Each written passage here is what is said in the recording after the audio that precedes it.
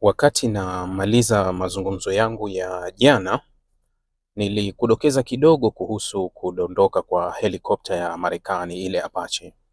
Nilikueleza kiasi kama ilikuwa imedondoka, lakini hakuna upande uliokuwa umedai lolote. Hata upande wa Irani nilikwambia kuwa vyombo vya habari vya Irani wala IRGC hakuna waliokiri kuwa walikuwa wameidondosha. Kwa hiyo ilibaki tu vile vile tu kuwa helikopta ya Marekani imedondoka na marubani wake wawili walikuwa wako salama. Hii ilikuwa ni taarifa ambayo ilitolewa na Donald Trump kwenye mtandao wake wa Truth Social, lakini White House haikujibu maswali hata ya wanahabari kuhusu kudondoka kwa hiyo helikopta ya Apache. Sasa taarifa zikaendelea kusema kuwa uchunguzi ulikuwa ukiendelea kufanyika kuhusu aina ya ajali ambayo ilikuwa imeripotiwa. Irani ilizidi kukaa kimya kuhusu taarifa hiyo au kusema lolote. Ikabaki tu kuwa helikopta ya Kimarekani iliyokuwa kwenye anga ya Hormuz imedondoka. Jioni, Rais Donald Trump akaandika kwenye mtandao wake wa Truth Social kuwa uchunguzi wao umewapeleka moja kwa moja kuwa Irani ilihusika kuidondosha helikopta hiyo ya Kimarekani ambayo yenye thamani kati ya dola milioni 40 na milioni 35 mpaka milioni 40 ikiwa helikopta yenyewe.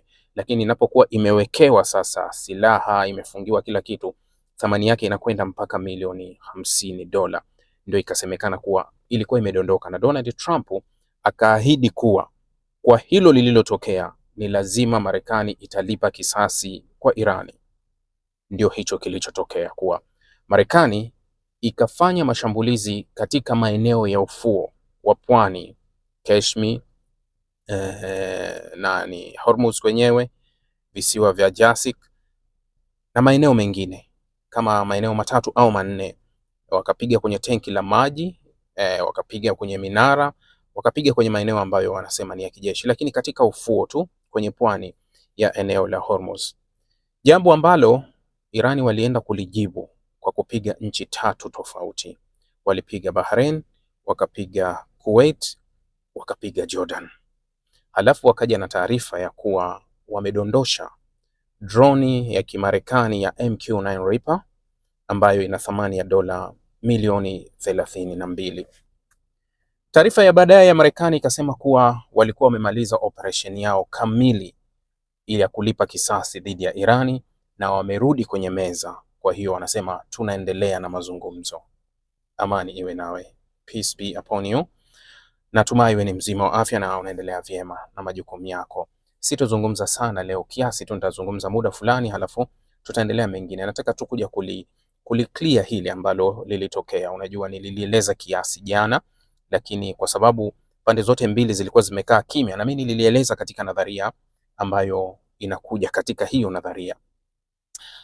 Donald Trump juzi, wakati kati ya mashambulizi ya Irani na Israeli, alisema hatamani kuona hiko kinaendelea kwa sababu anataka utulivu ili aweze kwenda kufikia makubaliano ambayo yeye anaona kuwa yamekaribia sana. Hata alipohojiwa na vyombo vya habari wakati anatoka kwenye maonyesho ya fainali ya NBA, aliulizwa kuwa ni lini, manake unatuambia mmekaribia sana. Unajua kwa tathmini mpaka ya jana Trump amefunga deal na Irani mara 37. Tathmini iliyotolewa na vyombo vya habari jana kuwa yani Donald Trump ameshafikia makubaliano ambayo amekuwa akitutajia tayari tumekamilisha mara 37 toka kuanza kwa mzozo huu. Ameshafikia makubaliano na Irani mara 37 ambayo yamekuwa tunaweza kusema ni makubaliano hewa ambayo hatuyaoni kama ni makubaliano halisi. Unaweza ukasema hivyo. Sasa alisema tumekaribia, akamshutumu Israeli na Netanyahu, kwa nini unataka kuvuruga hiki kitu? Tunahitaji utulivu ili tuweze kumaliza. Ndani ya saa 48 au kabla ya saa 48 kutimia toka yeye anamshutumu waziri mkuu wa Israel Netanyahu kuanzisha machafuko ambayo yatavuruga mazungumzo, yeye binafsi Donald Trump anaingia kwenye mgogoro mpya na Irani na kuanzisha mashambulizi ambayo yalijibiwa na upande wa pili wa Irani na kuzua sintofahamu.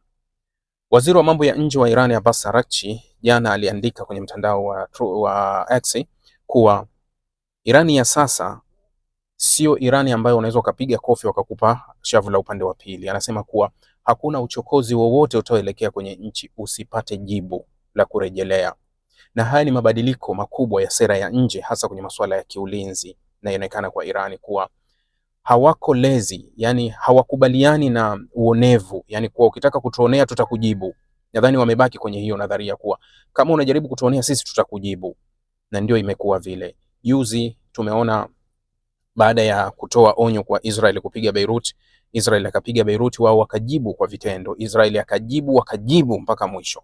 Kabidi Israel atulie. Tunaona Marekani anapoweka tishio anashambulia, wanashambulia tena kwa kiwango kikubwa. Kule Jordan wamepiga kwenye hifadhi kubwa ya ndege za F35, ile shelter yake ya kunani zote wameathiri, japokuwa upande wa CENTCOM wanatoa taarifa, wanasema kuwa hakuna madhara yoyote ambayo yamepatikana katika mashambulizi ya Irani, na wanadai kuwa wali intercept makombora yote. Hizi ni kauli za kawaida ambazo unaweza ukaziona. Juzi mashambulizi ya Israel kuelekea Irani, taarifa ya Irani jana ya vyombo vya habari ilitoa taarifa ikasema kuwa wanajeshi wawili waliuawa katika mashambulizi ya Israeli. Taarifa ya ndani ya Israeli ya IDF inakataa madhara yoyote. Taarifa iliyoandikwa na vyombo vya habari vya Israeli ikiwemo Hayom, wakiwemo Yediot Ahronoth, ikiwemo Jerusalem Post, waliandika kutokana na picha za satellite, kambi ya kijeshi ya Israeli ilikuwa imeathirika na mashambulizi, lakini kwao wanakuambia hakuna madhara yoyote ambayo yametokea. Hizo ni taarifa ambazo utazipokea kwa sababu hawawezi wakakupa hiyo taarifa upande wa pili. Sasa hili la Donald Trump linaakisi mwendelezo wa baadhi ya vitu ambavyo unatakiwa, yani baadhi ya vitu ambavyo vinavyokuja kuendelea kuwa kuna lipi, yani kuna mabadiliko gani ambayo yanatokea, kwa sababu Trump alikuwa akimshutumu Netanyahu, kwa nini unataka kulianzisha hili? Yeye karudi kwenye kile ambacho amekuwa akimshutumu mwenzake kuwa kwa nini unafanya mashambulizi katika kipindi ambacho tunazungumza mazungumzo ambao karibu tumefikia makubaliano, kwa mujibu wa Donald Trump kuwa tumekaribia sana makubaliano. Haina shaka Marekani na Israeli kwenye huu mzozo wamekuwa na malengo yenye kufanana, halafu wanahitaji tofauti, unaelewa? Mfano, waliingia kwenye vita wakiwa na malengo sahihi ya kuwa ni lazima tutaenda kupata baadhi ya vitu, lakini japo kuwa kuna mwingine alikuwa na malengo mengi zaidi. Manake hilo amewahi kulijibu Hexet na amewahi kulijibu JD Vance kuwa tuko kwenye vita moja, lakini inawezekana ndani tukawa tuna malengo tofauti. Unaona kuwa Israel ilikuwa na malengo hasa la Israel ilikuwa ni regime change ndani ya Iran. Hili lilikuwa ni lengo kubwa la Israel. Lazima tufanye mabadiliko ya regime change, tuathiri uwezo wa nyuklia. Ukiangalia Marekani wanajua tulikuwa tunazuia uwezo wa makombora, tulikuwa tunazuia uwezo wa nyuklia, lakini wao swala la regime change halikuwa sana. Unaweza ukaona kuwa haya ni baadhi ya vitu. Sasa walivyokwenda kwenye ceasefire ilikuwa inaashiria kujaribu kutuliza upepo na kujaribu kumaliza, yani kutafuta ushindi wa pembeni ambao tunaweza tukaupata. Sasa katika kipindi hiki ambacho kiko hapa, kuna nadharia mbili ambazo zinafanya kazi, na nimewahi kuambia kuwa kuna uhusiano binafsi wa Marekani na Israeli. Yani huu ni uhusiano binafsi ambao hauwezi kubadilishwa kwa kiongozi yoyote akija pale. Kuna uhusiano ambao umeconnect. Alafu kuna uhusiano kati ya viongozi na viongozi. Uhusiano kati ya viongozi na viongozi. Sasa hii huwa inakwenda tofauti sometime. Nimewahi kueleza kuhusu Joe Biden, Barack Obama, Netanyahu na wengine ilivyokuwa. Nilikuwa nikisoma jarida moja la Israel, lilikuwa ni gazeti la Hayom. Gazeti la Hayom linachoshutumu ni kuwa aina ya maagizo ya Donald Trump anavyoyatuma Israeli. Yani Trump anajaribu kutafuta anajaribu kutafuta njia nzuri ya kisiasa mbele ya watu, huku akidestroy Israeli. Yani akijaribu kuipunguza nguvu Israeli, lakini anajaribu kutafuta yeye uungwaji mkono mkubwa kwa upande wake. Lakini kwa hali iliyopo hivi sasa ni vitu viwili. Netanyahu anataka mwendelezo wa vita ili ajinusuru kisiasa. Donald Trump anataka vita zisimame, limalizike, ajinusuru kisiasa. Kwa hiyo haya ni malengo mawili tofauti ambayo yote yanaendana kutokana na muda. Huenda baada ya huu muda kumalizika wote wakarudi kwenye lengo moja, lakini katika kipindi hiki wamekuwa na malengo tofauti kwa sababu kila mmoja anataka ajinusuru katika nadharia yake. Mwandishi wa gazeti la Hayom, moja ya swali ambalo alikuwa amelieleza, aliulizwa kuwa inawezekana Israel ni jimbo la 51 la Marekani. Alichojibu akasema kuwa hata kama lingekuwa jimbo la 51 la Marekani, basi hili litakuwa ni jimbo dhaifu zaidi, kwa sababu majimbo yote 50 ya Marekani unavyoyaona, hata maseneta, magavana huwa wanambishia Donald Trump. Yani wanamkatalia kile anachokifanya. Lakini Trump anachokifanya kwa Israeli ni zaidi ya hapo, kwa sababu yeye anatoa amri tu. Akatoa mfano wakati wa mzozo wa 2021 kati ya Israel na Hamas, wale wanaokumbuka mzozo huo. Ule mzozo ambao ulichukua nadhani siku 21, kama nakumbuka, mzozo ulichukua nadhani siku 21, ile vita. Joe Biden alimpigia simu msaidizi wa Netanyahu baada ya kumkosa Netanyahu, akamwambia mpe simu Netanyahu dharura. Kwa hiyo yule aliongea naye Netanyahu akamwambia kuwa anahitaji hiyo vita iishe hivi sasa, japo kuwa Netanyahu anasema alikuwa anataka angalau vita iendelee kwa siku 3 au 4 zaidi, lakini alichomwambia Joe Biden, nataka leo imalizike, sitaki zidi zaidi ya hapa, yani shinikizo.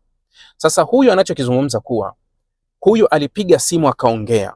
Trump yeye si tu kupiga simu, lakini ataenda kwenye vyombo vya habari kuonyesha kuishusha, yani kuidhalilisha Israel, yani kuishusha hadhi ya Israel iwe down jinsi anavyoamua kuhusu Israel. Sasa Waisraeli wana ile hoja, wanakuambia kuwa vita yetu ni kwa ajili ya usalama wetu na ulinzi wetu.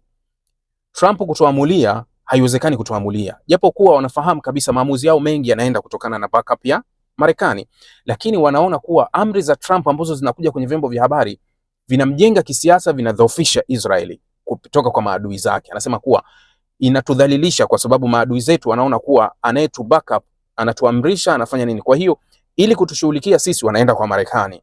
Nakumbuka mzozo wa Saudi Arabia kuuziwa zile ndege za F-35S, nakumbuka kilichoenda Venezuela, niliwahi kuambia, kwa sababu ya kuidhibiti Saudi Arabia, kwa sababu Saudi Arabia ilikuwa ina sauti mbele ya Marekani ili kuidhibiti Israeli. Unaweza kusema sasa Waisraeli wanaona kama kuwa adui zao wanaitumia advantage kwenda kwa Marekani moja kwa moja kwa ajili ya kuadhibu wao, na kile ambacho Donald Trump anakiamua dhidi yao kinakuwa kinawadhalilisha wao. Kwa hiyo wao wanataka wa react, waamue. Unajua, nitakwambia kitu kimoja, kila mmoja hufanya maamuzi kutokana na wapi yupo, au kutokana na historia, au kutokana na sehemu hasa mtu aliyopo. Mimi binafsi ningekuwa Muisraeli, nielewe, mimi binafsi ningekuwa Muisraeli hata mimi ningepingana na Trump kabisa, kwa sababu vita na Irani ilikuwa ni vita ya hatma ya kwao. Japo kuwa hatuna nguvu ya kuimaliza sisi, hatuna nguvu ya kumaliza kila kitu hiki, tunamtegemea Marekani, anaweza kutusaidia hili, lakini siwezi kukubaliana na maamuzi ya Marekani wakati naamini Marekani bado ana uwezo wa kutufanyia zaidi na zaidi. Haijalishi atangamia kiasi gani, lakini anaweza kutufanyia zaidi na zaidi. Kwa hiyo mimi ningekuwa Muisraeli, mimi ningeungana na Waisraeli wengine dhidi ya Irani. Yani iko sawa kabisa, iko hivyo. Ni sawa sawa wakati wa unakumbuka kuna wakati ilitokea mzozo, mwandishi wa gazeti la Israel la Haaretz alikwangwana na mamlaka ya ndani ya Israel wakati alivyokuwa kwenye ziara ya Uingereza. Moja ya maoni yake alisema kuwa alivyoulizwa kuhusu Hamas, akasema bana, wale ni wapigania uhuru. Ile tafsiri ikawa mbaya sana kwa ndani ya Israeli. Wakahoji sana, kwa nini unawaita Hamas ambao sisi ndani tunawaita magaidi? Kwa nini unawaita wapigania uhuru? Kwa hiyo akaambiwa rekebisha ile kauli. Hata wahariri kadhaa wakakataa kurekebisha ile kauli. Hata yeye alivyohojiwa akakataa kurekebisha ile kauli. Kwa hiyo Israeli, serikali ikatangaza kulisusia lile gazeti, na ndio mpaka leo lile gazeti limesusiwa na serikali la Haaretz, gazeti la mrengo wa kati. Wakagoma kulipa matangazo, ni gazeti ghali zaidi kulisoma kuliko magazeti yote na hisi mimi ninayotumia. $14 kwa mwezi utasoma Haaretz, kwa mwezi mmoja $14. Lile gazeti wakalisusia. Moja ya interview aliyoifanya ndani, mhariri anahojiwa, kwa nini umewaita wale wapigania uhuru? Anasema kuwa nimeifanya hii kazi kwa miaka mingi sana.